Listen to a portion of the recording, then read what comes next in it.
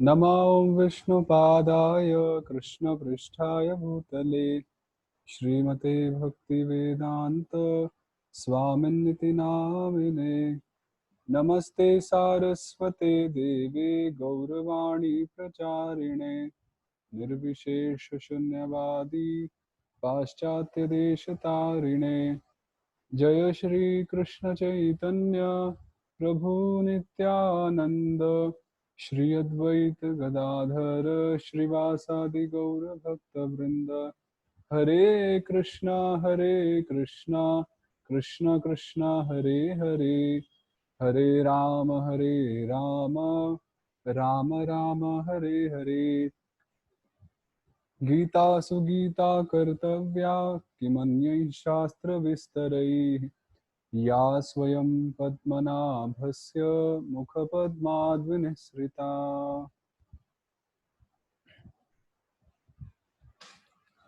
एक मिनट।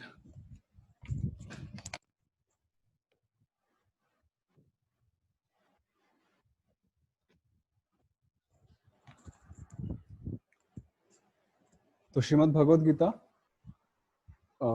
अध्याय 5। तो उसको आरंभ करने से पहले आज कुछ बात शेयर करने की सोच रहे थे हम। जनरली लोग शास्त्रों को फॉलो नहीं करते हैं। शास्त्रों को कुछ लोग तो ऐसे होते हैं जिनको पता ही नहीं होता कि शास्त्र नाम की कोई चीज भी होती है, वो अपनी दुनिया में मस्त होते हैं। कुछ लोगों को पता होता है कि शास्त्र नाम की चीज एग्जिस्ट करती है इस दुनिया में फॉर्चुनेटली अनफॉर्चुनेटली, और वो उसको फिर भी पालन नहीं करते हैं पता होते हुए भी। तो ऐसा क्यों होता है कि लोगों को पता होता है, विशेष रूप से इंडिया के जो लोग होते हैं, बचपन से ही रामायण महाभारत मतलब सुनते हैं, देखते हैं, सीरियल बोलिए या फिर कथा, कुछ भी है, कुछ ना कुछ संस्कार तो हमें बचपन से ही मिलते हैं। पर फिर भी काफी कुछ पता होते हुए भी हम कहीं उसको जीवन में उतार नहीं पाते हैं या उतारना नहीं चाहते हैं। तो ऐसा क्यों होता है, तो इसको थोड़ा समझते हैं। देखिए, शास्त्र जो है वो दिए हैं भगवान ने, भगवान से आए शास्त्र, भगवान ने शास्त्र दिए। अभी शास्त्र में क्या है, शास्त्र में लिखे हैं यम और नियम। यम नियम मतलब डूज एंड डोंट्स, ये करो ये नहीं करो, ऐसा करो ऐसा मत करो, यही है ना। अच्छी चीजें करनी चाहिए, बुरी चीजें नहीं करनी चाहिए। अभी जब यम नियम की बात आती है तो ये एक प्रकार से रेगुलेशन है। हमारा जीवन एक रेगुलेटेड लाइफ होगी, डिसिप्लिन होगा लाइफ में। तो जब लाइफ में डिसिप्लिन होगा, एक रेगुलेशन होगा, तो क्या होगा, हमारे जो पर्सनल इंद्रिय तृप्ति है उसमें बाधा आएगी। हम मन चाहा आचरण नहीं कर पाएंगे और मन चाहे ढंग से एंजॉय नहीं कर पाएंगे, जो कि आज की सभ्यता का या 21st सेंचुरी का नारा है। खुल के भोग करो, जस्ट डू इट। देखा है ना आपने, पूमा में या किसी में होता है जस्ट डू इट, या नाइकी में होता है may be, I don't know तो इसलिए लोगों ने क्या सोचा, शास्त्र तो दूर की बात है, लोग इसलिए भगवान का अस्तित्व मानने से भी डरते हैं। इसलिए कुछ लोग तो सीधा ही कहते हैं, जो नास्तिक प्रकार के होते हैं, कि भगवान ही नहीं है। क्योंकि भगवान ही नहीं होंगे तो शास्त्र की मानना नहीं पड़ेगा, शास्त्रों को नहीं मानेंगे तो यम नियम की बात ही नहीं, और अगर यम और नियम नहीं होंगे तो हम खुल के मजा करेंगे। तो इसलिए, पर जब जो मजा करने का सोचता है, जो ज्यादा भोगी बनना चाहता है, वो भोगी फिर बाद में क्या बनता है, कौन बताएंगे। भोगी रोगी बनता है। जो अत्यधिक भोग करता है उसको क्या मिलते हैं, रोग मिलते हैं। तो भोगी से बना रोगी। परंतु शास्त्र हमें क्या सिखाते हैं, हमें क्या बनना है, हमें भोगी नहीं बनना है, हमें योगी बनना है। अभी योगी बनने से ये नहीं है कि छोड़ो घर बार और चलो हरिद्वार वो नहीं है। योगी भगवान बता रहे हैं कैसे कर्म योग की बार बार चर्चा हो रही है, कि हम घर पर अपना कर्तव्य करते हुए हम किस प्रकार योग का आचरण कर सकते हैं। तो इसलिए हमें ऐसा नहीं कभी भी मानना चाहिए कि भगवान नहीं है या शास्त्र नहीं है। भगवान भी हैं, भगवान ने दिए हुए शास्त्र भी हैं, और शास्त्रों में जो दिए हुए हैं डूज एंड डोंट्स वो भी हैं। तो हमें इन सब का पालन करने का प्रयास करना चाहिए। मुझे भी पता है कलयुग में बहुत मुश्किल होता है, मतलब, पर इम्पॉसिबल नहीं है। मैं ये तो नहीं कहूंगा कि बहुत सरल है, सरल तो नहीं मैं कहूंगा, वो झूठ होगा। परंतु ये भी नहीं है कि वो बिल्कुल भी नहीं हो सकता है। प्रयास करेंगे तो सब कुछ हो सकता है। हो सकता है नहीं? यस और नो? किसको लगता नहीं हो सकता है? हो सकता है, ऐसा हुआ है और होता है। ठीक है। हाँ, देखिए एक इसमें बड़ी इंटरेस्टिंग बात है। जब आप साधना भक्ति करना आरंभ करेंगे, या आप करते ही होंगे, तो आपको अनुभव होंगे। जब एक बच्चा सीखना चलना सीखता है, आप सबको अपने बच्चों का या खुद का या नातियों का पोता पोतियों का अनुभव होगा। जब वो चलना सीखते हैं तो क्या पहली बारी में वो चलने लग जाते हैं? पहली बारी में तो नहीं चलते ना। वो पहली बारी थोड़ा सा उठते हैं, और वो खुद से भी नहीं उठते, उन्हें कोई उठाता है उंगली पकड़कर। फिर वो उठते हैं एक कदम, फिर गिर जाते हैं, फिर उठते हैं, फिर गिर जाते हैं, फिर उठते हैं, फिर गिर जाते हैं। और करते करते करते क्या होता है कि एक समय पे वो चलने लग जाता है खुद से। और एक समय पे तो ऐसा होता है कि वो भागने भी लग जाते हैं। और कुछ एक समय तो ऐसा होता है कि कुछ लोग ओलंपिक्स में भाग लेते हैं, वो इतने तेज भागते हैं कि वो वर्ल्ड रिकॉर्ड भी बनाते हैं नहीं, भावना माता जी? अभी आप सोचिए। अच्छा, मेरा आपसे एक प्रश्न है, बड़ा इंटरेस्टिंग प्रश्न है। बच्चे ने चलना सीखा या उसको चलना सिखाया गया? थोड़ा ध्यान से।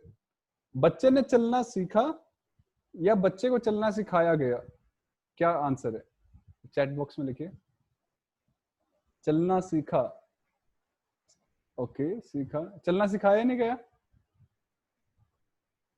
बोथ। देवल जी लिख रहे हैं दोनों। अपने आप सीख लिया, सीख गया, बोथ सीखा। इंटरेस्टिंग है, हाँ? दोनों। अभी मैं आपको बताऊंगा कि कैसे, कौन सा सही है और कौन सा गलत है। बिना सीखे नहीं सिखा सकते। हाँ, पर चलो ठीक है। चलना सीखा। कुछ हम नहीं सिखाते। सीमा पालीवाल जी।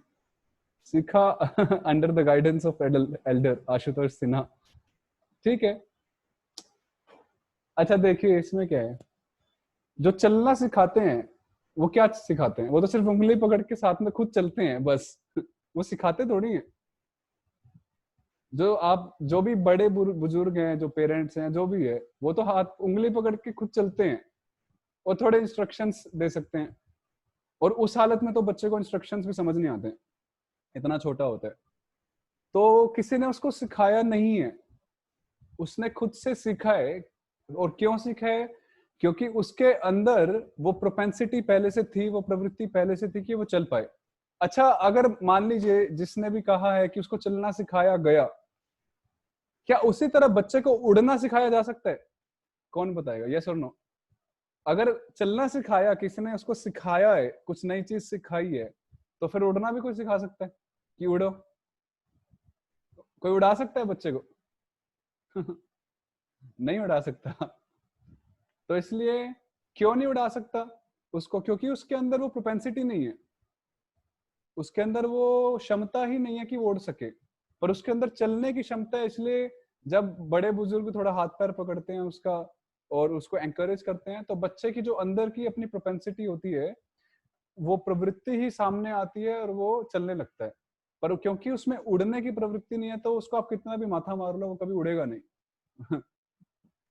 तो इस प्रकार से जब हम भक्ति की बात करते हैं, शास्त्रों को मानने की बात करते हैं, तो ऐसा नहीं है कि कुछ नया सिखाया जा रहा है, बल्कि हमारी प्रवृत्ति है पहले से ऐसी। सिर्फ ये हमें एक मार्ग निर्देशन कर रही है। वास्तव में देखो, सभी आत्माएं, सभी जीवात्माएं शुद्ध है, पवित्र हैं। जैसे हमने वो पानी का उदाहरण दिया था, जैसे क्लाउड से पानी नीचे गिरता है तो मिट्टी में आने से वो थोड़ा मटमैला हो जाता है, गंदा हो जाता है, परंतु जब उसको फिल्टर करते हैं तो दोबारा प्यूरिफाइड हो जाता है। उसी तरह से आत्मा शुद्ध है, भगवान का अंश है, और जिस प्रकार भगवान सच्चिद आनंद है, उस प्रकार हम भी वैसे ही हैं, आनंदमय हैं, ज्ञानमय हैं और शाश्वत हैं।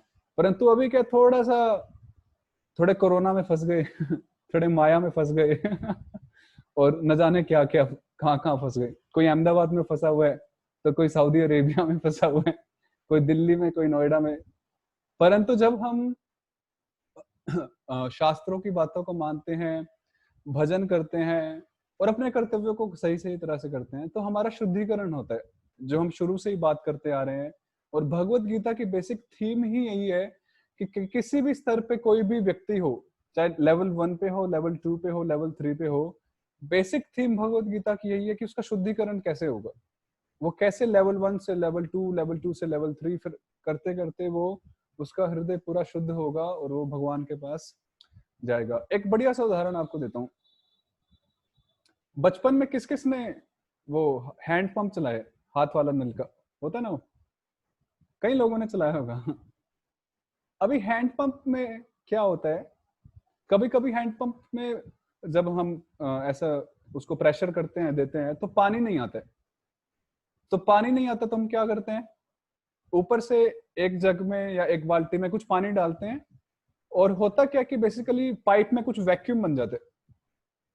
तो जब हम ऊपर से कुछ पानी डालते हैं तो वो वैक्यूम खत्म होता है, और ऊपर वाला जो थोड़ा सा हमने पानी डाला उससे वो वैक्यूम खत्म हुआ और नीचे वाला पानी ऊपर आने लगा। इतना ही था। अभी इसी तरह से भगवान के प्रति हमारा प्रेम, भगवान के प्रति हमारी भक्ति हमारे अंदर है, वो आत्मा का स्वभाव है, आत्मा का धर्म है सेवा। जो कुछ दिन पहले किसी ने प्रश्न पूछा था कि आत्मा का क्या धर्म है। परंतु अभी क्या है, थोड़ा वैक्यूम बन गया माया का, मोह और माया का। अभी हम कितना भी कुछ खींच ले, वो सुख, वो आनंद, वो प्रेम, वो प्राप्ति नहीं हो रहे। वैक्यूम बन गया है मोह माया का, इस संसार का। पर जब हम थोड़ा सा ऊपर से पानी डालेंगे भगवान के भजन का, भगवान के कीर्तन का, गीता शास्त्र का, सत्संग का, तो क्या होगा, वो वैक्यूम खत्म होगा। और जब वो वैक्यूम खत्म हो गया तो हमारे भीतर ही जो हमारी प्रवृत्ति है स्वाभाविक, भगवान के प्रति जो प्रेम है, वो अपने आप भर भर के ऊपर आएगा।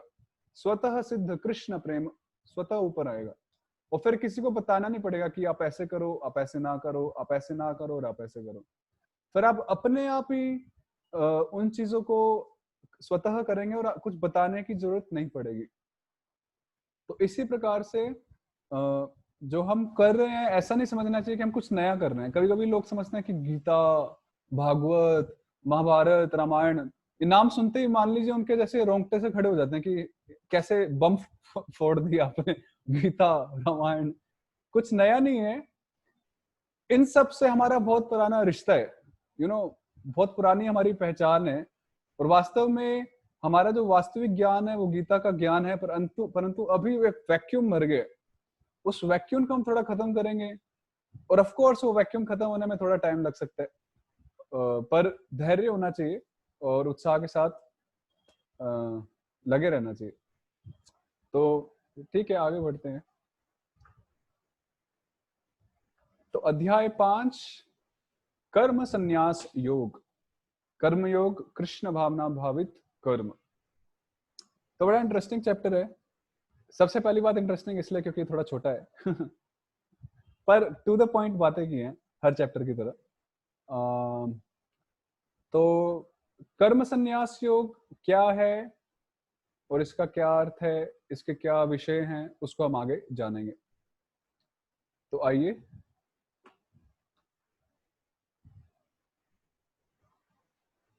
तो अध्याय 5 में कुल 29 श्लोक हैं और 4 विभागों में हमने इसको बांटा है समझने के लिए। तो पहला जो है, इसमें अर्जुन प्रश्न करते हैं, और अर्जुन का प्रश्न क्या है वो हम सुनेंगे। बेसिकली उनका प्रश्न रहता है कि वो अभी भी थोड़े कंफ्यूज्ड हैं कि उनको कर्म करना चाहिए या उनको कर्म का त्याग कर देना चाहिए, संन्यास लेना चाहिए। वो अभी भी थोड़े कंफ्यूज्ड हैं और दोबारा वो ये क्वेश्चन इस अध्याय में पूछते हैं। हालांकि तीसरे अध्याय में भी उन्होंने वो प्रश्न पूछा था कि मैं कर्म करूं या संन्यास लूं, पर उनको फिर भी पूरी संतुष्टि नहीं हुई। इसलिए वो दोबारा अपने प्रश्न को पूछ रहे हैं और कि कृष्ण, क्या मैं कर्मों का त्याग कर दूं या मैं कर्म को करूं? आप कृपया इसको अच्छे से समझाएं। तो भगवान फिर 2 से 6 श्लोक तक समझाते हैं कि किस प्रकार कर्म योग और संन्यास समान है, और किस प्रकार कर्मयोग संन्यास से भी ऊंचा है एक प्रकार से, विशेष रूप से अर्जुन के लिए इस स्थिति में। तीसरा फिर भगवान समझाते हैं कि किस प्रकार जब हम निष्काम कर्म करते हैं तो बंधनों से मुक्ति मिलती है, किस प्रकार 3 प्रकार के कर्ता होते हैं, डूअर्स, वो भी हम समझेंगे। और चौथा सेक्शन है 17 से 29 कि किस प्रकार भगवान पर ध्यान लगाने से हमें मोक्ष, मुक्ति की प्राप्ति होती है। तो बड़ा अच्छा है। इसमें मैं एक बात आप सबको शेयर करना चाहूंगा। आप सबको आवाज आ रही है? हाँ। अभी आप नोटिस किए होंगे हर अध्याय में अर्जुन प्रश्न पूछते हैं पहले, उसके बाद कृष्ण कुछ उत्तर देना स्टार्ट करते हैं। इससे एक बात सिद्ध होती है, आप जितने भी शास्त्र हैं सबको अगर खोल के थोड़ा देखेंगे तो सबसे पहले जो शिष्य होता है या जो जिज्ञासु होता है वो कुछ प्रश्न करता है, और उस प्रश्न के उत्तर में वो शास्त्र कहा जाता है। चाहे आप महाभारत लें, चाहे आप रामायण लें, या भागवतम लें, या भगवत गीता लें, सबसे पहले कुछ जिज्ञासा रखी जाती है, प्रश्न पूछे जाते हैं, उसके बाद उन प्रश्नों का उत्तर दिया जाता है। इसका मतलब यह है कि शास्त्रों का ज्ञान वो व्यक्ति अच्छे से समझ सकता है जिसके हृदय में उसको जानने के लिए कुछ जिज्ञासा है। अभी मान लीजिए किसी को जिज्ञासा नहीं है और उसको जबरदस्ती इस गीतामृत ग्रुप में डाल दो, जैसे कि हमारे व्हाट्सएप ग्रुप में बहुत सारे जने हैं हमारे व्हाट्सएप ग्रुप में, दोनों व्हाट्सएप ग्रुप में कुछ 300-400 जने हैं, परंतु उसमें से 50-60-70 ही भक्त लोग आप लोग आते हैं। तो जो बाकी के हैं उन्होंने हाँ शुरू में आ गए, परंतु उनकी शायद से ज्यादा कुछ जिज्ञासा नहीं है। तो जब कोई जिज्ञासा नहीं होती है तो वो लोग उसको समझ नहीं सकते, उसको वो स्वीकार नहीं करेंगे। परंतु जब जिज्ञासा होती है तब हम उसको समझने के पात्र होते हैं। जैसे हमने चौथे अध्याय में पढ़ा था, तत्परता। हमारे हृदय में क्या होनी चाहिए? तत्परता होनी चाहिए, उसको समझने के लिए एक लोलुपता होनी चाहिए, एक स्ट्रॉन्ग बर्निंग डिजायर होनी चाहिए कि मुझे जानना ही है कि ऐसा क्यों है और ऐसा क्यों नहीं है। तो जब वो होता है तो हम किसी से प्रश्न पूछते हैं, और जब हम किसी से प्रश्न पूछते हैं वो हमें उत्तर देते हैं, तो फिर वो पूरा सर्किट पूरा हो जाता है। वरना मान लीजिए कि गुरु कोई आपको बता रहा है, पूरा ज्ञान दे रहा है, परंतु आप उसको समझने के लिए तैयार नहीं है, आपकी जिज्ञासा नहीं है, तो वो फिर वो फ्री एडवाइस ही रहेगी, वो आपको ज्यादा फायदेमंद नहीं रहेगी।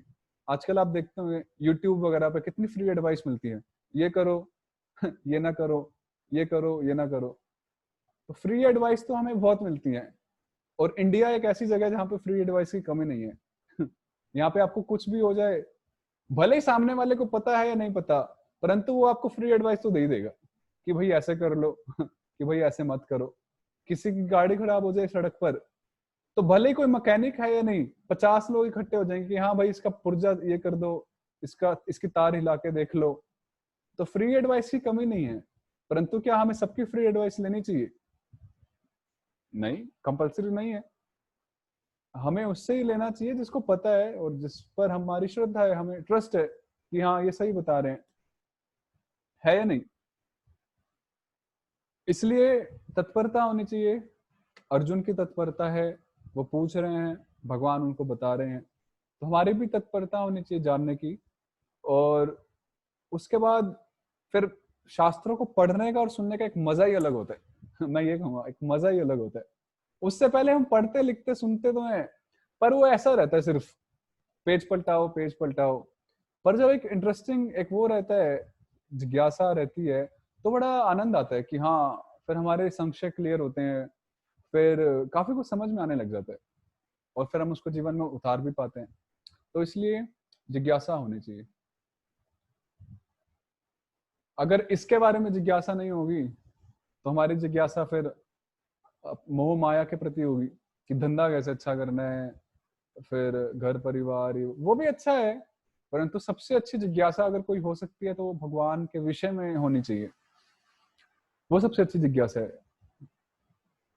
ठीक है, तो अर्जुन का प्रश्न है कि मैं संन्यास लूं, कर्म संन्यास लूं या फिर कर्म योग करूं। क्या मैं कर्मों को त्यागूं या कर्मों को करूं सही भावना के साथ, कृष्ण भावना के साथ। तो अर्जुन प्रश्न पूछते हैं श्लोक के द्वारा। अर्जुन उवाच संन्यासं कर्मणां कृष्ण पुनर्योगं च शंससि यच्छ्रेय एतयोरेकं तन्मे ब्रूहि सुनिश्चितम्। कि हे कृष्ण, मुझे समझ में नहीं आ रहा है। दोबारा आपने 4 अध्याय पूरे कर दिए, कई सारे श्लोक आपने बोल दिए, परंतु अभी भी मुझे समझ नहीं आ रहा है कि मुझे करना क्या है। क्या मैं छोड़ के भाग जाऊं, कर्म संन्यास ले लूं, या फिर मुझे कर्म करने हैं सही भावना के साथ, जैसा आप बताते आ रहे हैं। मुझे अभी भी क्लियर नहीं हुआ, आप प्लीज क्लियर कीजिए। बड़ी इंटरेस्टिंग बात है, हमें सीखनी चाहिए अर्जुन से कि देखो अर्जुन को समझ में नहीं आ रहे, पर अगर अर्जुन को समझ में नहीं आ रहा है तो दिल में छुपा नहीं रहे, और वो दिल में छुपा के डिप्रेस नहीं हो रहे।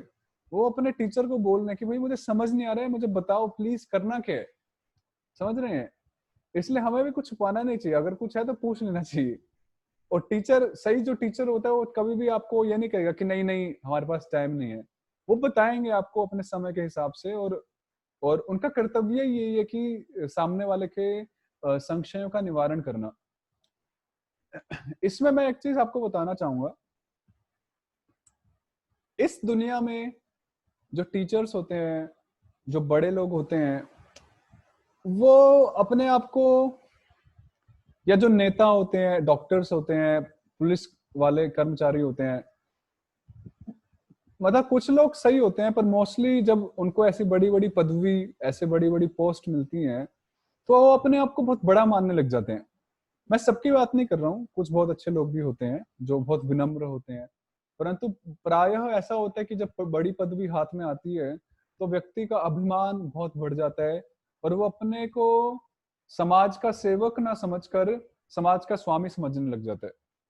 परंतु वास्तव में वास्तविक दृष्टिकोण यह है कि जितने भी ये जो ऊंचे ऊंचे पद हैं, चाहे वो शिक्षक का पद हो, चाहे वो गुरु का पद हो, चाहे वो माता पिता का पद हो, चाहे वो किसी नेता का पद हो, जितने भी बड़े बड़े पोस्ट पोजीशन पदवी हैं, वास्तव में ये समाज की सेवा के लिए है, और उनको अपने को समाज का सेवक समझना चाहिए, और उनको बड़े विनम्रता से पेश आना चाहिए सबके साथ। इसलिए वास्तव में यहाँ पर भगवान कृष्ण ने भी उस सेवक भाव को दिखाया है, अर्जुन का सारथी बन के, अर्जुन के हर प्रश्न और हर संशय का निवारण करके। इसलिए हमें भी यही सिखाया जाता है हमारे इस्कॉन संस्था में, कि हम जब दूसरों को इस ज्ञान को बांटते हैं, या इस तरह की हम जब सेवाएं करते हैं, तो हम ये एक सेवा करते हैं, और एक सेवक भाव में हमें सेवा करनी चाहिए। एक माता पिता को अपने बच्चों की एक सेवा करनी चाहिए, दैन्य भाव से, विनम्र भाव से। एक डॉक्टर को अपने पेशेंट की सेवा करनी चाहिए दैन्य भाव से। एक नेता को अपने जनता की सेवा करनी चाहिए दैन्य भाव से, और अपने आप को एक विनम्र सेवक समझना चाहिए।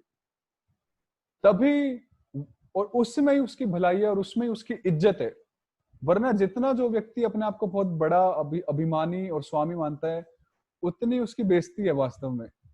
वास्तविक इज्जत यही है कि हम दास भाव में और सेवक भाव में सेवा करें।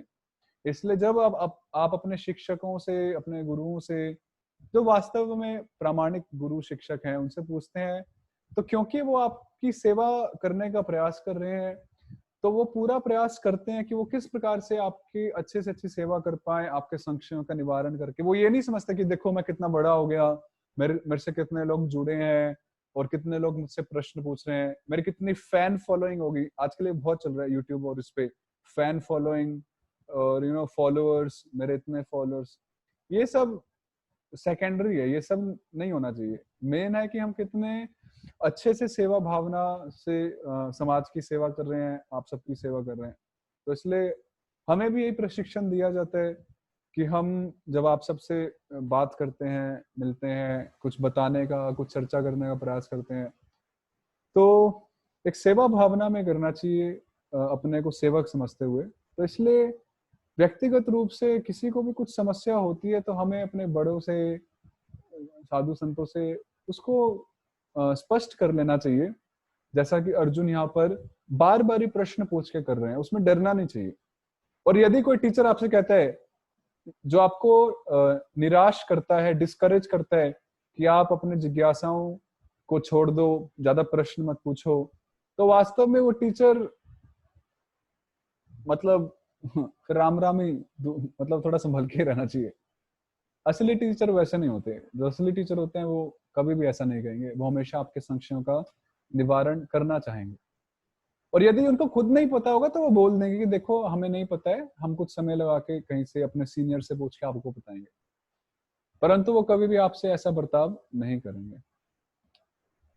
तो आइए भगवान दूसरे से लेके छठे श्लोक तक बताते हैं कि किस प्रकार जो कर्मयोग है वो संन्यास के बराबर ही है, कर्म संन्यास के बराबर ही है। तो आइए हमारे साथ आप भी गाइए। श्री भगवान उवाच संन्यासः कर्मयोगश्च निःश्रेयसकरावुभौ तयोस्तु कर्म संन्यासात् कर्मयोगो विशिष्यते। तो दूसरे श्लोक में जो हमने अभी अभी पढ़ा, भगवान अर्जुन को बताते हैं कि किस प्रकार जो कर्म योग है वो कर्म संन्यास से भी ऊंचा है। कैसे ऊंचा है? क्योंकि जब तक एक व्यक्ति का हृदय शुद्ध नहीं हुआ, भले ही वो संन्यास ले ले, परंतु उसके संन्यास लेने का ज्यादा फायदा नहीं होगा। क्योंकि भले ही वो बाहर से उसने गेरुए वस्त्र पहन लिए, भले ही उसने बड़ी बड़ी जटाएं धारण कर ली, भले भले वो हिमालय पर्वत में जाके तपस्या करने लग गया, परंतु क्योंकि उसका हृदय अभी इतना शुद्ध नहीं है, उस स्तर तक नहीं पहुंचा है, उसको मौका मिलते ही वो एक ऐसा ऐसा आचरण कर बैठेगा जो कि सन्यासी के लिए उचित नहीं होगा। इसलिए हम समाज में आए दिन सुनते ही रहते हैं कि फलाने बाबा ने ये किया, फलाने बाबा ने वो किया। ये सब इसलिए होता है क्योंकि उन्होंने एक इमेच्योर कंडीशन में, अपरिपक्व अवस्था में सन्यास, कर्मों को त्यागा, सन्यास को ग्रहण किया, और क्योंकि वो उसके लिए तैयार नहीं थे इसलिए उनका पतन हो गया। और ऐसी ऐसी खबरें हमें सुनने में मिलती हैं। इसलिए भगवान अर्जुन को कह रहे हैं कि अर्जुन, अभी तुम कर्म संन्यास के लिए तैयार नहीं हो। तुम्हारे लिए कर्म योग, कर्मों को करना एक सही मनोभाव के साथ। वो मनोभाव क्या है कि सभी स्थिति में समभाव बना के रखना, चाहे दुख आए या सुख आए, कोई भी द्वंद्व आए तो समभाव बना के रखना, और कर्म करना परंतु कर्मों की फल की आशा मत रखना। भाग्य के अनुसार जो भी मिलता है उसको स्वीकार कर लेना खुशी खुशी, यदृच्छया लाभ संतुष्टः।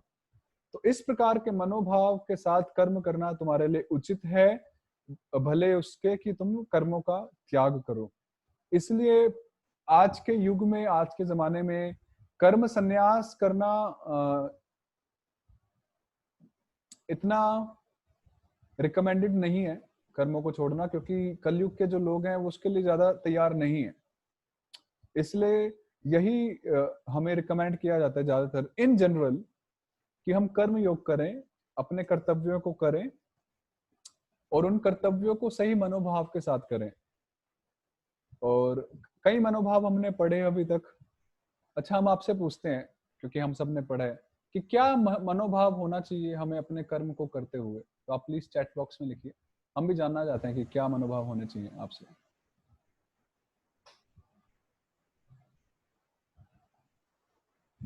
ओके, फल की आशा नहीं होनी चाहिए, रवीश मलपानी जी। क्या मनोभाव होना है? निष्काम होना चाहिए, आसक्ति नहीं होनी चाहिए, विनीता अग्रवाल जी।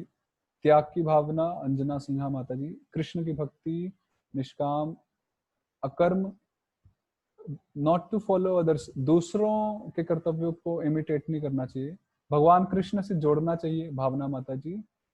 भगवान के लिए कर्म करना चाहिए, कुमुद माता जी। ऑनेस्टली करना चाहिए, प्रमिला चौहान माता जी बहुत सही बोल रहे हैं।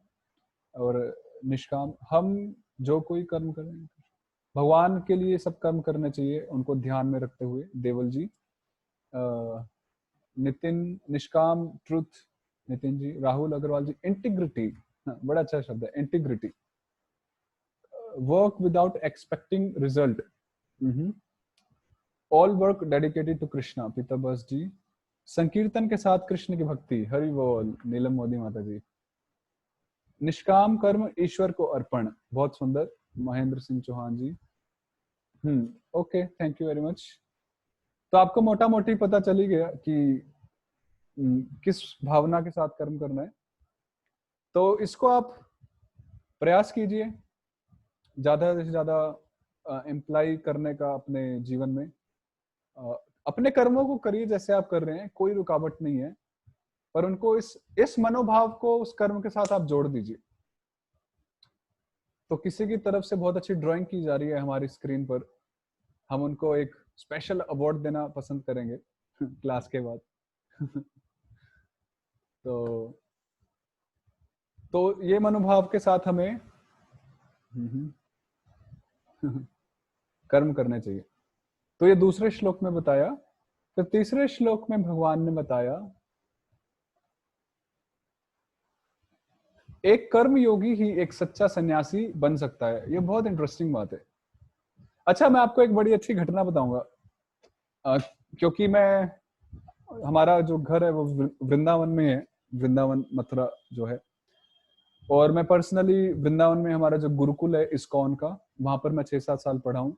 और तो काफी छोटी उम्र से मैं आ गया था। तो मैं इसलिए बता रहा हूँ क्योंकि उसमें एक ऐसी घटना है जो इस बात से टच है। तो हुआ इस प्रकार था कि हमारा, मतलब मैं जब 11th में था, 11वीं क्लास में गुरुकुल में, तो वृंदावन में थे। तो हमारा जो हॉस्टल था गुरुकुल का, वो थोड़ा एक, हमारे गुरुकुल से थोड़ा एक दूर था। और हमारे हॉस्टल के पास एक आश्रम था किसी साधु का, बाबा जी का।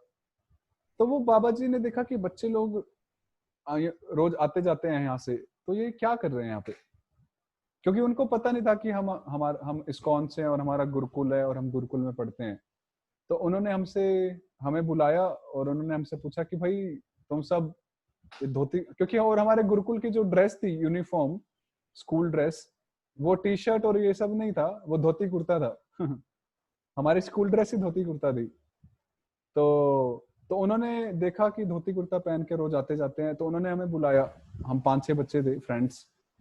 तो उन्होंने पूछा कि भाई आप लोग ये क्या धोती कुर्ता पहन के इस उम्र में क्या भजन वजन कर रहे हो, क्योंकि इंडिया में एक बड़ी अच्छी धारणा है, अच्छी तो नहीं कहूंगा, बुरी है, कि भजन ये सब बुढ़ापे का काम है सुना होगा आपने भी कि जो भजन वजन है ये सब कब करना चाहिए, जब हमारे बाल सफेद हो जाएं, जब हमारी आंखें देखना बंद कर दें, जब हम किसी लायक ना रहें, तब किसके लायक बने हम, भगवान के। क्या भगवान खुश होंगे आपसे जब हम किसी लायक नहीं है, एक मुरझाया हुआ फूल, तब हम भगवान को अर्पित कर रहे हैं, क्या भगवान को अच्छा लगेगा? भगवान के चरणों में तो ताजा फूल अर्पित करना चाहिए, मतलब यूथफुल, जब हम जवानी है हमारी, जब शक्ति है शरीर में, तभी भगवान के चरणों में अर्पित होना चाहिए। क्या जब हम मुरझा जाएंगे? ऑफ कोर्स, जब अगर हम बुढ़ापे में भी भगवान की भक्ति करते हैं तो कोई, भगवान कभी भी स्वीकार करते हैं, परंतु यदि हमें पहले ही अवसर मिल रहा है तो उसका फायदा उठाना चाहिए। हमें मौके पे चौका मारना चाहिए या नहीं तो इसलिए फिर वो साधु हमसे पूछते कि भाई ये तो तुम्हारी उम्र नहीं है। तो एक मेरे दोस्त ने एक उनसे पूछा, साधु महात्मा से, तो फिर आप क्यों कर रहे हैं ये भजन और ये सब तो उन्होंने साफ बोला कि देखो भाई, हम तो अनपढ़ ठहरे और हमारे पास कोई काम धंधा नहीं था, तो हम साधु बन गए। उन्होंने सीधा सीधा ऐसा कहा तो उस दिन फिर उसके बाद मैंने काफी दिनों बाद ये सेक्शन जब पढ़ा भगवत गीता का 5वां अध्याय, तो मैं उससे रिलेट कर पाया कि क्योंकि उस व्यक्ति ने अपने कर्मों को सही से नहीं किया और उसने एक अपरिपक्व अवस्था में, इमैच्योर कंडीशन में अपना कर्म त्याग दिया, संन्यास ले लिया। तो संन्यास लेने के बाद वो एक प्रकार से पछताता है कि मैं क्यों आ गया, मैं वो अच्छे से कर सकता था, मैं बड़े बड़े बंगले बना सकता था। वो भावना नहीं होनी चाहिए। संन्यास मतलब सम्यक रूपेण न्यासः, अपने पूर्ण रूप से त्याग दिए। आप सपनों में भी नहीं सोचोगे कि भौतिक जो संसार है वो अच्छा है। उसको मतलब पूर्ण रूप से भगवान के चरणों में प्रेम है, और वो उसके बारे में सोचेगा ही नहीं, भौतिक अवस्थाओं के बारे में। परंतु वो जो साधु महात्मा थे, वो एक ऐसा उदाहरण हमें गीता के अनुसार लगा, जिसने अपरिपक्व अवस्था में कर्मों का त्याग किया। भले ही उसने क्यों किया वो मुझे नहीं पता, पर वो गलत है, वो एक सही आदर्श नहीं है। तो हमें अपने कर्मों को करना चाहिए, और कर्मों के साथ ये मनोभाव बना के रखना चाहिए। जब हम ऐसा करेंगे तो तब हम एक सच्चे सन्यासी बन पाएंगे, तब हम एक सच्चे सन्यासी बन पाएंगे भविष्य में। क्योंकि जब हम कर्मों को करते रहेंगे तो हमारा हृदय शुद्ध होगा, और एक समय पे हमारे अपने आप स्वतः इन कर्मों से आसक्ति खत्म हो जाएगी, और अपने आप ही हमारा भगवान में मन लगना चालू हो जाएगा। तो इसलिए अपने कर्मों को करते रहना चाहिए, सही मनोभाव के साथ, भगवान की भक्ति के साथ, भगवान को उन कर्मों के फल अर्पित करने चाहिए।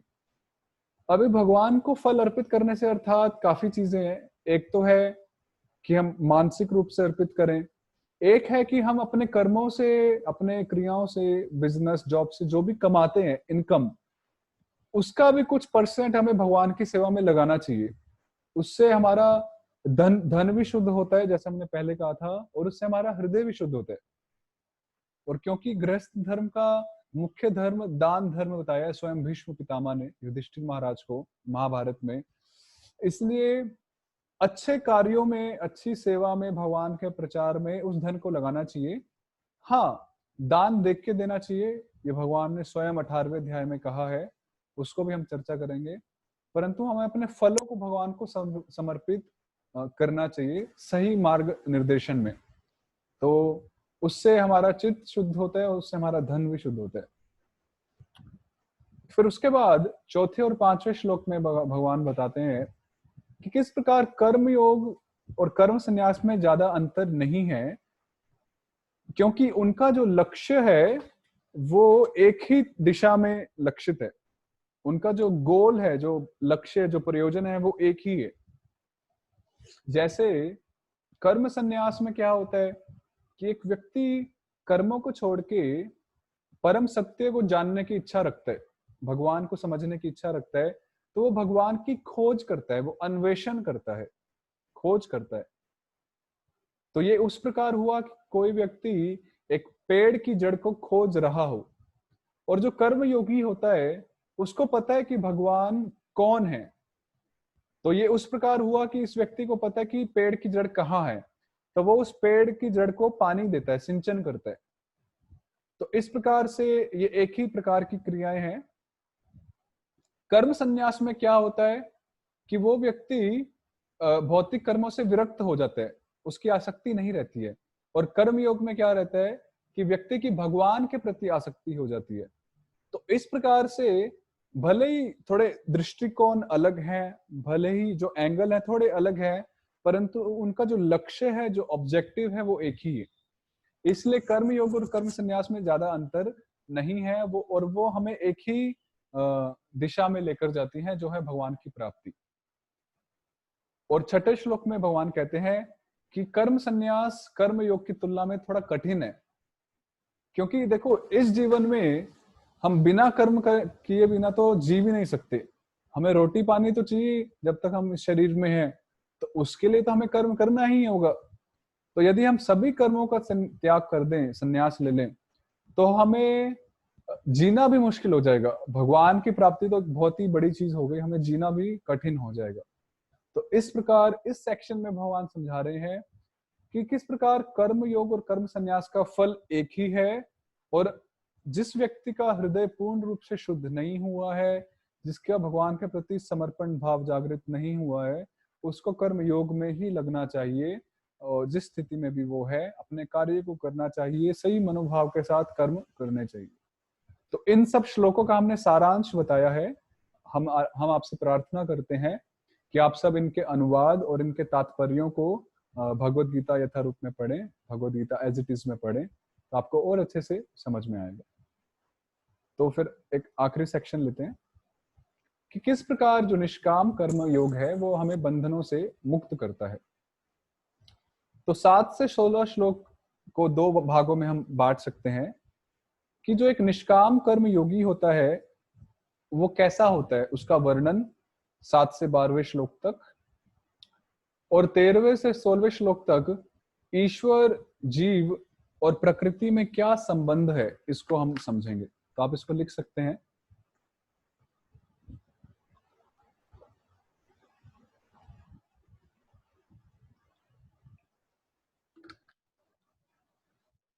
लगता है अभी दूसरे पार्टिसिपेंट आए हैं ड्राइंग कंपटीशन में।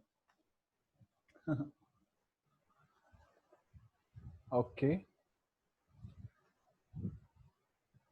तो ये हरे कृष्णा कृष्णा कृष्णा हरे हरे, हरे राम राम राम हरे हरे।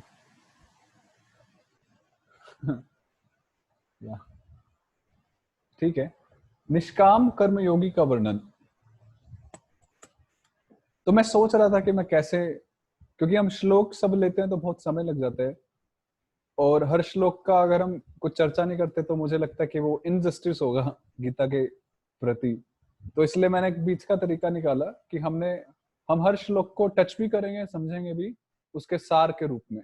तो उम्मीद है कि ये सहायता करेगा और इससे हम प्रति श्लोक के चर्चा भी कर पाएंगे उसका जो सार है। तो 7वें श्लोक में भगवान बताते हैं कि एक जो निष्काम कर्म योगी होता है वो कभी भी कर्मों के फलों से या कर्मों के बंधनों से बंधता नहीं है। जो एक्शंस का जो रिएक्शन होता है उससे वो कभी भी बंधता नहीं है। साइंस में न्यूटन या किसका लॉ है कि every action has an equal and opposite reaction. ये आप सबने पढ़ा ही होगा, बड़ा फेमस है कि हर एक एक्शन का एक अपोजिट और इक्वल रिएक्शन होता है। Newton, right. परंतु जब कोई निष्काम कर्म करता है, कर्म योग करता है, तो every action has no reaction whether equal or opposite. एक निष्काम कर्म योगी का जो एक्शन वो करता है, कर्मण्येवाधिकारस्ते, एक्शन वो करेगा, बट उसके लिए वो फॉर्मूला अप्लाई नहीं होता है। अदरवाइज वो फॉर्मूला सबके लिए अप्लाई होता है। अगर कोई निष्काम कर्म योगी नहीं है, एक नॉर्मल अपना कार्य कर रहा है अपनी तुष्टि के लिए, तो उसके लिए वो नियम है कि every action has an equal and opposite reaction. उसको इक्वल और अपोजिट रिएक्शन मिलेगा ही मिलेगा। परंतु यदि कोई निष्काम कर्म करता है तो उसके लिए वो बात लागू नहीं होती, वो उसके बंधनों में बंधता नहीं है। 8वें और 9वें श्लोक में भगवान बताते हैं कि किस प्रकार ऐसा निष्काम कर्म योगी करता है भी और वो करता नहीं भी है। जैसे वो खाता है, वो सोता है, वो पीता है, वो जागता है, संतान उत्पत्ति करता है और वो क्या क्या नहीं करता है शरीर से, परंतु क्योंकि उसको पता है कि वास्तव में वो आत्मा है, वो उसको अपनी पहचान क्लियर है और उसको ये भी पता है कि वास्तव में प्रकृति उससे करवा रही है, उसके भाग्य के अनुसार कर्म हो ही जा रहे हैं। तो इसलिए वो एक प्रकार से उससे निरासक्त रहता है, अलग रहता है।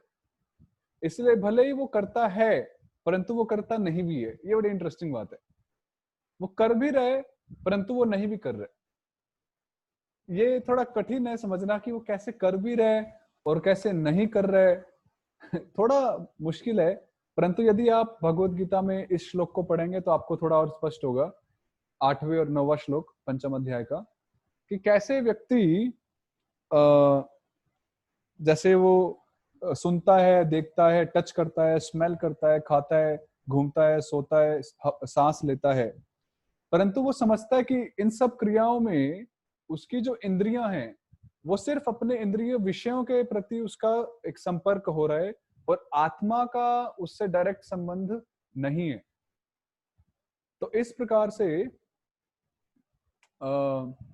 कर्म हो रहा है, ऐसा नहीं कि कर्म नहीं हो रहा है, हमें दिख रहा है कि कर्म हो रहा है, दुनिया चल रही है, परंतु वो कर्म इंद्रिय और इंद्रिय विषयों के संपर्क से हो रहा है, परंतु आत्मा का उसका उससे एक डिस्टेंट रिलेशनशिप है। Okay, I will introduce this word. आत्मा का उन कर्मों से एक बड़ा ही डिस्टेंट रिलेशनशिप है। डिस्टेंट मतलब दूरस्थ, बहुत दूर का एक संबंध है। But the remote cause, the immediate cause, जो बहुत समीप का जो कारण है, वो है हमारी इंद्रियां, हमारा शरीर, स्थूल और सूक्ष्म। आत्मा बहुत ही डिस्टेंट रिलेशन है, बहुत दूर का संबंध है। इसलिए आत्मा कर्ता है भी और नहीं भी, इसको हम अभी समझेंगे। 10वें श्लोक में भगवान फिर बताते हैं कि किस प्रकार से निरासक्त भाव से भगवान के लिए कर्म ऐसा निष्काम कर्मयोगी करता है कि अपने सारे कर्मों को वो भगवान को अर्पित करता है। और 11वें श्लोक में भगवान बताते हैं, ये बड़ा इंटरेस्टिंग श्लोक है, कि ऐसा व्यक्ति आत्मशुद्धि के लिए ही कर्म करता है। ये इंटरेस्टिंग बात है।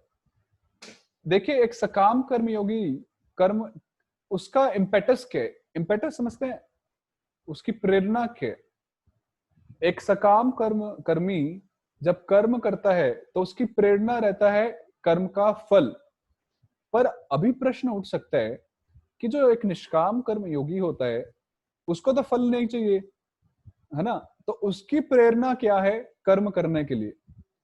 तो उसकी प्रेरणा है आत्मशुद्धि। ये बड़ा इंटरेस्टिंग पॉइंट है। उसकी क्या प्रेरणा है? आत्मशुद्धि, हृदय का शुद्धिकरण। और सामान्य भाषा में हृदय का शुद्धिकरण का अर्थ है काम, क्रोध, लोभ, मोह, मद और मात्सर्य, इनसे मुक्त होना। ये मैं बहुत ही एक बेसिक शुद्धिकरण की बात कर रहा हूं।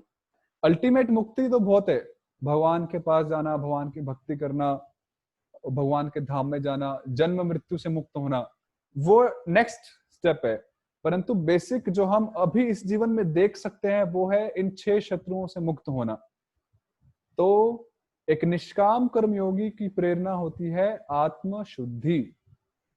और फिर 12वें श्लोक में भगवान बताते हैं कि ऐसे निष्काम कर्मयोगी का क्या फल होता है। तो उसका फल ये होता है कि वो परम शांति को प्राप्त करता है, उसका जीवन शांति पूर्ण हो जाता है। और इस प्रकार भगवान बताते हैं कि किस प्रकार कर्म योग कर्म से ऊंचा है। मतलब जब हम भगवान के लिए कर्म करते हैं, सही मनोभाव के साथ कर्म करते हैं, तो वो कर्म उस कर्म से ऊंचा है जो अपने स्वार्थ के लिए किया गया हो। ठीक है? तो इस प्रकार भगवान ने 7 से 12 श्लोक में एक निष्काम कर्म योगी का बहुत सुंदर वर्णन किया। और हमें उम्मीद है कि आपको कुछ समझ में आया ही होगा, कुछ या बहुत कुछ या सब कुछ। तो फिर इसका आखिरी सेक्शन पढ़ते हैं कि 3 प्रकार के कर्ता कौन होते हैं। किसी भी कर्म के निष्पादन हेतु 3 कर्ताओं की आवश्यकता होती है। ये श्लोक 13, 14, 15 और 16 इसमें बताया है।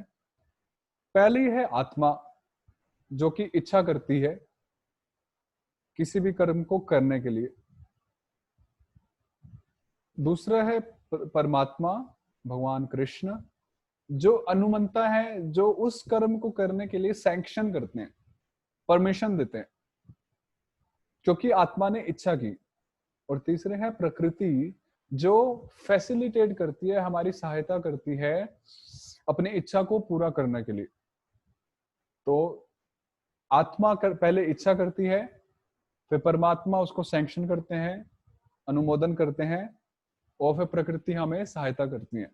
देखिए, आत्मा सिर्फ इच्छा कर सकती है, बाकी और परमात्मा साइन करते हैं, उसको अनुमोदन करते हैं। अच्छा या बुरा, वो आत्मा उसको मतलब वो आत्मा के ऊपर है। परमात्मा नहीं देखते कि अच्छा है या बुरा। वैसे एक प्रकार से देखते भी हैं। आप काफी भक्तों को, आप सबको अनुभव होगा, जब हम कुछ गलत करने चलते हैं या कुछ पहली बार कुछ गलत कर रहे हैं, मान लीजिए कोई व्यक्ति है, चाहे वो भक्त हो या अभक्त हो, डजेंट मैटर। मान लीजिए कोई व्यक्ति है, वो कभी भी स्मोकिंग नहीं करता था, परंतु एक दिन वो अपने कुछ फ्रेंड्स के साथ बैठा और उसके फ्रेंड्स ने उसको एक सिगरेट हाथ में पकड़ाई कि लो, आज तुम ट्राई करके देखो। तो पहली बारी जब वो ऐसा सोचता है करूं या नहीं करूं, या वो जब करने जाता है, तो उसके हृदय में बीप, उसका हृदय धड़कने लग जाते, ऐसा अनुभव होगा। मुझे भी कुछ अनुभव है ऐसे। तो वो जो धड़कन धड़कती है कि मैं कुछ गलत कर रहा हूँ, मैं कुछ गलत कर रहा हूँ, वास्तव में वो परमात्मा का एक इंडिकेशन होता है शुरुआत में कि ये गलत है, तुम इसे मत करो। परंतु जब वो व्यक्ति नहीं मानता है, तो परमात्मा फिर छोड़ देते हैं, फिर और दिल नहीं धड़काते, फिर वो जितने भी स्मोकिंग करे, फिर परमात्मा कहते हैं कि हमने एक बार ही आपको इंडिकेशन दिया था, अभी आप अपने कर्मों को खुद भोगो, और फिर वो उसको भोगते हैं। तो इसलिए ये बहुत, आप सबको अनुभव होगा किसी ना किसी एक स्थिति में, जब आप एक ऐसा कर्म करने चले थे जो कि शायद से नहीं करना चाहिए था, और उस समय आपको परमात्मा ने वो फीलिंग दी थी, जब आपकी धड़कनें तेज, वरना आपकी धड़कन तेज क्यों हो रही है? खाना तो आप नॉर्मली खाते थे या खाते हो, और नॉर्मल हमारा ब्लड सर्कुलेशन होना चाहिए, तो उस पर्टिकुलर समय में आपका वो धड़कन तेज क्यों हो गई? क्या रीजन है? आप रीजन नहीं बता पाएंगे। उसका रीजन यही है कि वो परमात्मा का एक इंडिकेशन है कि इसको नहीं करना चाहिए, एक इंट्यूशन है कि उसको नहीं करना चाहिए, और जो उसको मान लेता है तो वो सही है, और जो उसको नहीं मानता तो परमात्मा नेक्स्ट टाइम से फिर ही डजंट स्पीक कि ठीक है, लेट इट गो, आप करो और आप भोगो। तो इस प्रकार से आत्मा इच्छा करती है, परमात्मा अनुमोदन करते हैं, और प्रकृति सहायता करती है। ठीक है, तो इस प्रकार से आज हमने 15वें श्लोक तक हुआ, और 16वें श्लोक में भगवान बताते हैं कि किस प्रकार से, जिस प्रकार एक सूरज जब उगता है तो अंधकार मिट जाता है, तो जब ये ज्ञान हमें प्राप्त होता है, हम इसको जीवन में उतारते हैं, तो सारा अज्ञान मिट जाता है। और जब अज्ञान मिट जाता है तो क्या हुआ? फिर हम भगवान की ओर आगे बढ़ते हैं। तो आज हम इतना ही यहीं पर रुकते हैं, और कल हम इस अध्याय को पूरा करेंगे। तो अभी प्रश्न उत्तर लेते हैं, कुछ 2 3 4। तो किसी कुछ प्रश्न हो तो आप पूछ सकते हैं।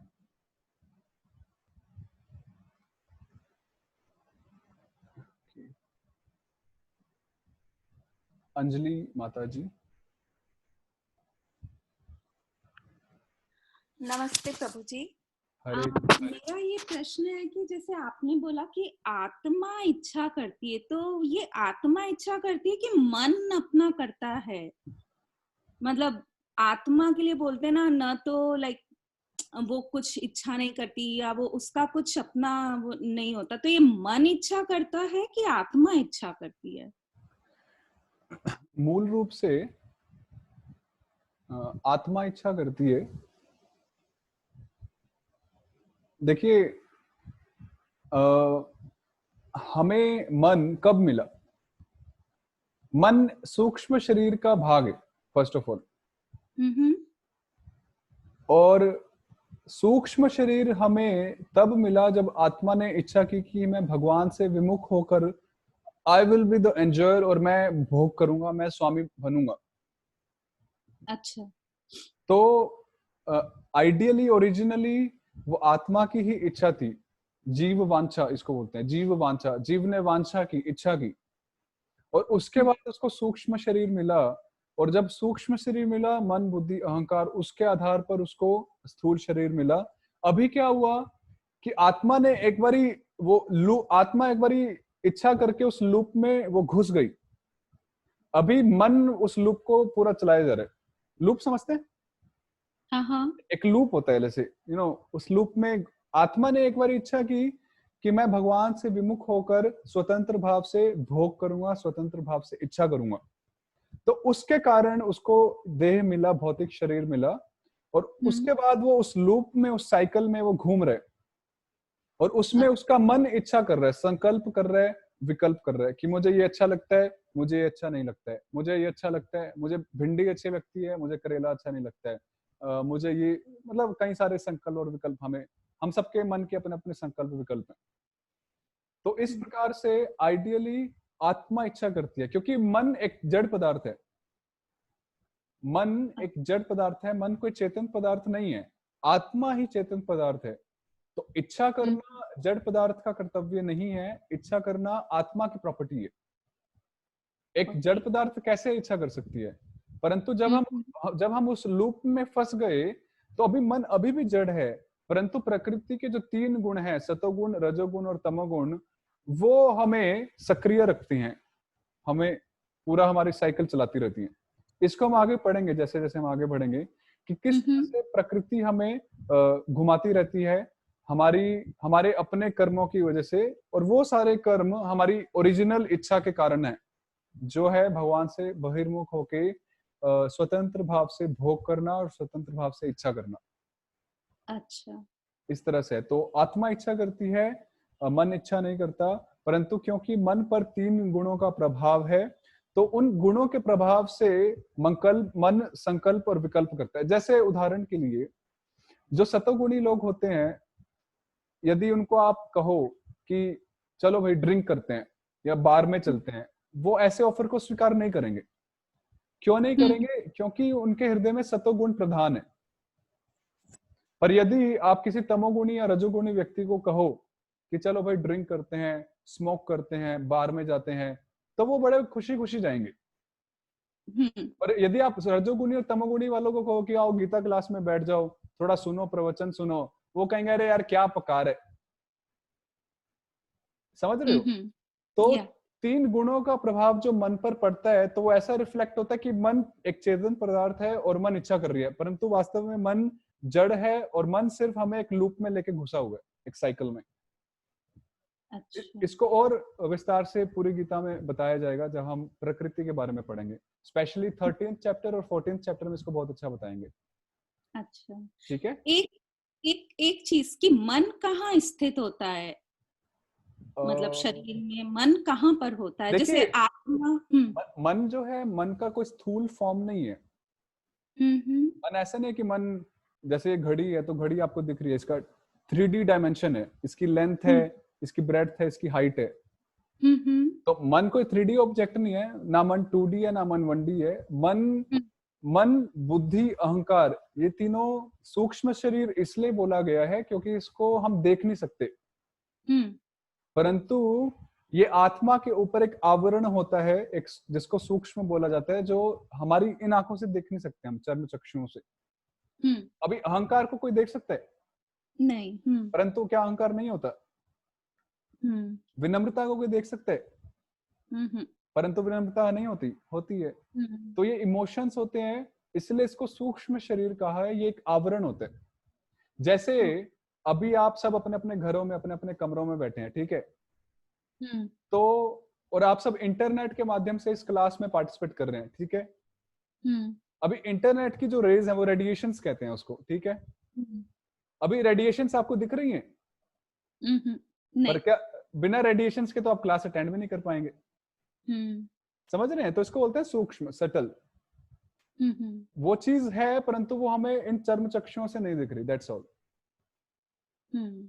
ओजोन लेयर नहीं दिखता है, परंतु क्या ओजोन लेयर नहीं है? क्या वो अर्थ को प्रोटेक्ट नहीं कर रहा? तो इस तरह से कई चीजें हैं जो हम समझ सकते हैं। ठीक है, thank you. Hare Krishna. Okay, Anand Yadav ji. Yes, Hare Krishna प्रभु जी। हरे कृष्ण। प्रभु जी, चैप्टर 3 में आपने श्लोक नंबर 20 में बताया था, राजा जनक और अन्य राजाओं का एग्जाम्पल दिया था। हाँ जी। एंड अगेन चैप्टर 5 में श्लोक नंबर 3, यस, सन्यासी, नित्य सन्यासी। सन्यासी। प्रभु जी, मैं कोरिलेट, मेरे को पिक्चर क्लियर हो रहा है कि राजा जनक कैसे मुक्ति प्राप्त किए। Wow, wonderful. कर्म के बेसिस पर ही, तो उनको सन्यासी क्यों नहीं माना जा सकता? क्योंकि मैं ये देख रहा हूँ कि उन्होंने पूरा मतलब बिना आसक्ति, और उन्होंने एग्जाम्पल्स भी दिया कि उनकी प्रजा फॉलो कर सके। तो यही तो गीता के अनुसार तो मान ही रहे हैं ना, और नित्य सन्यासी बोल रहे हैं, क्षणिक सन्यासी भी नहीं बोल रहे। जी भाई, क्षणिक सन्यासी, नित्य सन्यासी बोल रहे हैं, तो गीता बोल रही है। समाज क्या बोल रहे हैं वो हमें नहीं पता है, वो और हमें उससे ध्यान भी नहीं रखना है। शास्त्र क्या बोल रहे हैं, तो शास्त्र में बोला है नित्य सन्यासी, और आपने बहुत अच्छा कैच किया है, वंडरफुल। तो जनक महाराज इज अ नित्य सन्यासी। Okay, clear. Yeah. हरे कृष्ण प्रभु। हरे कृष्ण। ओके, नीलम मोदी माता जी।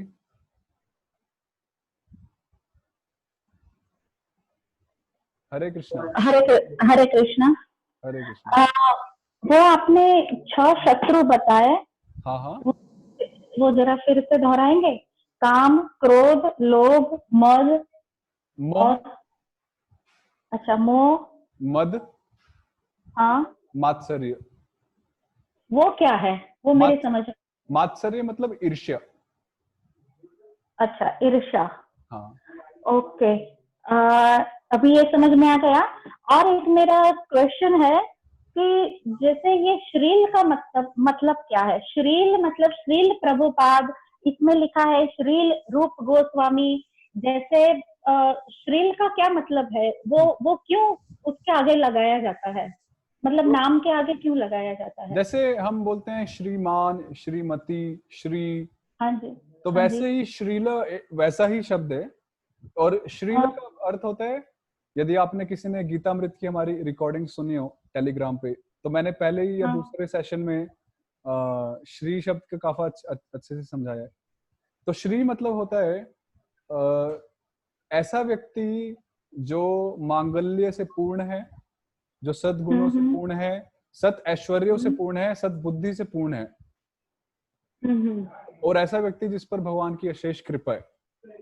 इस इस हम्म, इस अर्थ में, क्योंकि प्रभुपाद जी के संतों के साथ लगाया हाँ गया, जी, तो इसलिए श्रील हाँ हाँ, अर्थ होता इसलिए मैंने पूछा, क्योंकि मैंने कहीं जगह ये पढ़ा और इसके पीछे जो इंडेक्स मतलब वो डिक्शनरी दी है ना, उसमें भी मेरे को नहीं मिला इसका आंसर, इसलिए मैंने अभी पूछ लिया। है। ठीक है, हरे हरे कृष्ण। और किसी को कुछ? ओके, राहुल अग्रवाल जी। प्रणाम प्रभु जी। हरे कृष्ण। पहली बात तो आपका जो मार्गदर्शन मिल रहा है, सही में हमारे मतलब सोचने पे विवश हो जाते हैं कि हम लोग अभी तक क्या कर रहे थे और हम किसके लिए बने हैं। तो मेरा ये, हाँ सर, मेरा ये प्रश्न है कि जो ये 6 सूक्ष्म अवगुण बताए हैं, काम, क्रोध, लोभ, मोह, मद, मत्सर्य, तो अगर हम कोशिश भी करें तो भी ना चाहते वो भी ये हो जाता है। अभी हम शांत रहे तो भी कोई अगर हमारे मन के विरुद्ध करे तो क्रोध आ जाता है, या किसी लोभ में हम चाहे फंसना नहीं है तो भी जो अपब्रिंगिंग जो होता है उसका ये फिर से वो उस मोड में हम चले जाते हैं। तो ये इसको कैसे कंट्रोल कर सकते हैं या क्या? तो ये उसके चर्चा लिए हो चुकी है। तीसरे अध्याय में 36वें श्लोक में अर्जुन ने ये क्वेश्चन पूछा था कि न चाहते हुए भी ऐसी चीजें हो जाती हैं, काम के वश, क्रोध के वश। तो 3.36 अर्जुन ने ये क्वेश्चन, सेम क्वेश्चन पूछा था जैसा आप पूछ रहे हैं। तो आप वो सेक्शन पढ़िए, तीसरे अध्याय का 36वें श्लोक से लेकर और 43वें श्लोक तक पढ़िए। उसमें आप उसको पूरा पढ़िए, उसके बाद कुछ प्रश्न हो तो फिर पूछिए। जी प्रभु, ठीक है, प्रणाम। हरे कृष्ण। ओके, अंजू माझी जी। हरे हरे कृष्ण। कृष्ण। हरे कृष्ण। हाँ प्रभु, प्रणाम। आपका वो जो खीर चोरा गोपीनाथ है ना प्रभु, हाँ जी, खीर चोरा गोपीनाथ, हाँ हाँ, उनके मंदिर प्रभु कहाँ पे, किस जगह पे, हमें थोड़ा जानना चाहिए। वो तो गूगल भी बता सकते हैं। पर हम सर्च कर रहे हो, नहीं मिल रहा है प्रभु। वो जगन्नाथपुरी के कहीं आसपास है, मतलब मैं भी नहीं गया तो इवन आई डोंट नो। मैं आपको पर्सनली व्हाट्सएप पे बता देता हूँ। ओके ओके ओके प्रभु, हरे थैंक यू हरे कृष्णा। तो ठीक है, शायद से आज शायद से ज्यादा मुश्किल नहीं था सब्जेक्ट। तो और किसी को कुछ बोलना पूछना हो तो हमारे मोहन प्रभु जी कुछ टीका टिप्पणी करना चाहें तो ठीक है। आप सबका बहुत बहुत धन्यवाद। कल फिर 9 बजे तो चैप्टर 4 का एग्जाम दीजिए और फिर पुनः मिलते हैं कल। श्रीमद् भगवद गीता यथारूप की जय। कृष्ण चंद्र भगवान की जय। हरे कृष्णा कृष्ण कृष्ण हरे हरे, हरे राम राम राम हरे हरे। जय श्रील प्रभुपाद की जय। Thank you very much. Hare Krishna.